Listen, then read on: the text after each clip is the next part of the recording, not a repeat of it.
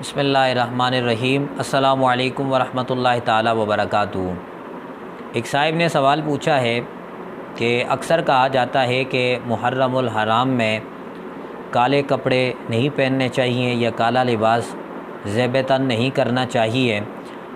از روئے شرع کیا حکم ہے؟ کیا شریعت میں اس کی کوئی اصل موجود ہے یا نہیں؟ کیا حکم ہے اس کے بارے میں؟ کالے کپڑے پہننے چاہیے یا نہیں؟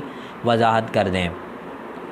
دیکھیں، محرم الحرام میں چونکہ شیعہ حضرات کالے کپڑے پہنتے ہیں اور ان کا ایک شعار ہے اور ان کی ایک علامت ہے، جب بھی محرم الحرام آتا ہے تو وہ کالے کپڑے پہننا شروع ہو جاتے ہیں۔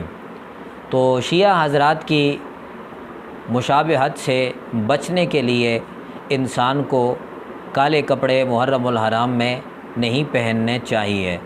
اس کی وجہ یہ ہے کہ حضور نبی مکرم صلی اللہ علیہ وآلہ وسلم نے ارشاد فرمایا، من تشبہ بقوم فہو منہم، جو جس قوم کے ساتھ مشابہت رکھتا ہوگا قیامت کے دن اسی قوم کے ساتھ وہ اٹھایا جائے گا۔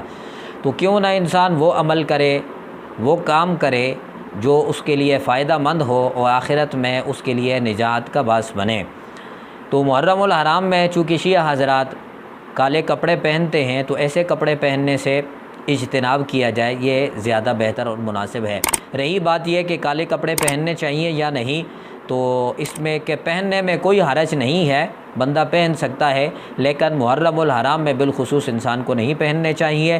اس کی وجہ یہ ہے کہ جب آپ کالے کپڑے پہنیں گے تو شیعہ حضرات کے ساتھ آپ کی مشابہت ہوگی، اور شیعہ حضرات کے ساتھ آپ کی مشابہت جب ہوگی تو حضور نبی مکرم صلی اللہ علیہ وآلہ وسلم نے ارشاد فرمایا، من تشبہ بقوم فہو منہم، جو جس قوم کے ساتھ مشابہت رکھتا ہے قیامت کے دن اسی کے ساتھ وہ اٹھایا جائے گا۔ تو آپ کا حشر بھی اس سے بچنا چاہیے، کہیں آپ کا حشر بھی شیعہ حضرات کے ساتھ نہ ہو۔